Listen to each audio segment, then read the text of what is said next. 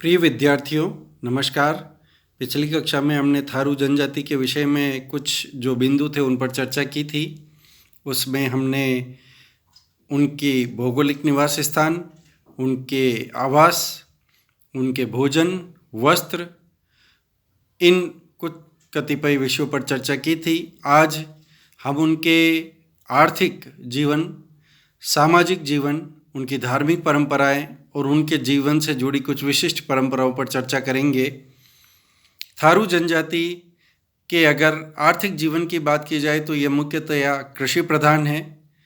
तराई का जो क्षेत्र है, उत्तराखंड का नैनीताल जिला है, इन जिलों में और तराई के क्षेत्रों में विशेषकर ये कृषि कार्य करते हैं और विभिन्न प्रकार की फसलें जिनमें चावल प्रमुख हैं, विभिन्न प्रकार की सब्जियां, गेहूं, विभिन्न प्रकार की दालें, ये सारी फसलें ये प्राप्त करते हैं। रबी और खरीफ दोनों फसलों में दोनों प्रकार की जो फसलें हैं वो ये प्राप्त करते हैं। तो इनका मुख्य जो आर्थिक आधार है वह है कृषि कार्य, और चूँकि चावल का उत्पादन ये बड़ी मात्रा में करते हैं इसीलिए इनके भोजन का भी प्रमुख अंग चावल माना जाता है। अगर हम इनके कृषि कार्य के अतिरिक्त बचे हुए समय की बात करें तो ये मछली पालन का कार्य भी करते हैं।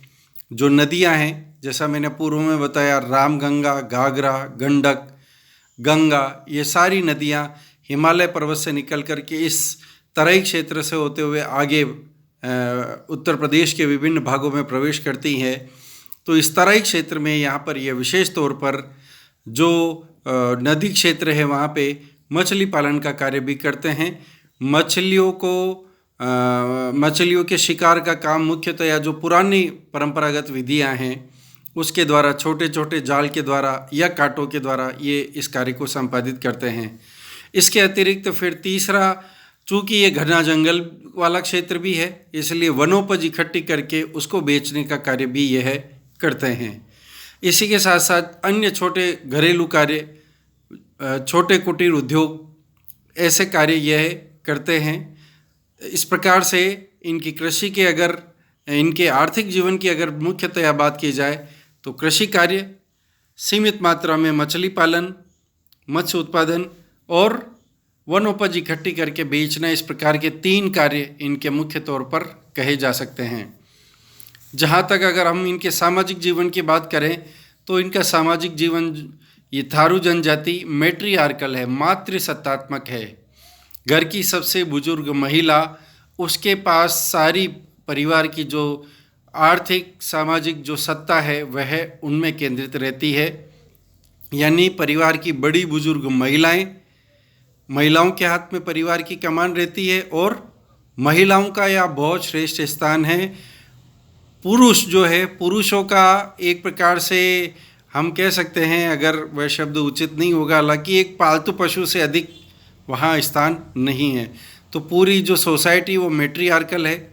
सारे काम, आर्थिक क्रियाकलाप, सामाजिक क्रियाकलाप के केंद्र में जो घर की बड़ी बुजुर्ग महिलाएं वो रहती हैं और महिलाओं को इस थारू जनजाति में बहुत बड़ा स्थान है। मैट्रियार्कल सोसाइटी, मैटरनल सोसाइटी इसको कहा जा सकता है। तो महिलाओं का बड़ा स्थान है। विवाह के जो सामान्य प्रचलन बाकी क्षेत्र में है, बाकी देश में है, वैसे ही विवाह का यहाँ प्रचलन है। विधवा विवाह और तलाकशुदा महिलाओं के विवाह वह सामान्यतः कम मात्रा में होते हैं और उनके लिए विशेष प्रकार की शर्त रहती है। विवाह संबंध छोटी आयु में स्थापित हो जाते हैं ताकि विवाह पूर्व जो अन्य यौन संबंध है वे ज़्यादा अधिक मात्रा में स्थापित नहीं हो पाए। यानी एक प्रकार से किसी भी प्रकार की उच्छृंखलता पर इस जनजाति में पूरी तरीके से रोक है। विवाह की जो पद्धतियां हैं वे सामान्य जो पद्धतियां हैं वही यहाँ पर विद्यमान हैं और उसी प्रकार से इनकी सारी सामाजिक जो रीति रिवाज हैं वे संपन्न होते हैं। धार्मिक दृष्टि से अगर बात की जाए तो थारू जनजाति प्रेतात्माओं में बहुत अधिक विश्वास करती है। तो विभिन्न प्रकार की जो प्रेतात्माएं हैं उनमें ये विश्वास करते हैं और उनको मनाने के, उनको खुश करने के सारे जतन थारू जनजाति द्वारा मुख्यतया किए जाते हैं। लेकिन उसके साथ साथ जो हिंदू धर्म के अन्य देवी देवता हैं, जिसमें दुर्गा माता है, नारायण यानी सत्यनारायण भगवान हैं और अन्य देवी देवता हैं, उनको भी मानने की परंपरा यहाँ है। और हिंदू धर्म में मनाए जाने वाले जो सारे प्रमुख त्यौहार हैं, जिनमें होली है, दीपावली है, दुर्गाष्टमी है, वो सारे त्यौहार यहाँ पर उसी प्रकार से मनाए जाते हैं। तो एक प्रकार से हम कह सकते हैं थारू जनजाति उत्तराखंड और उत्तर प्रदेश की एक बहुत ही विशिष्टता वाली जनजाति है।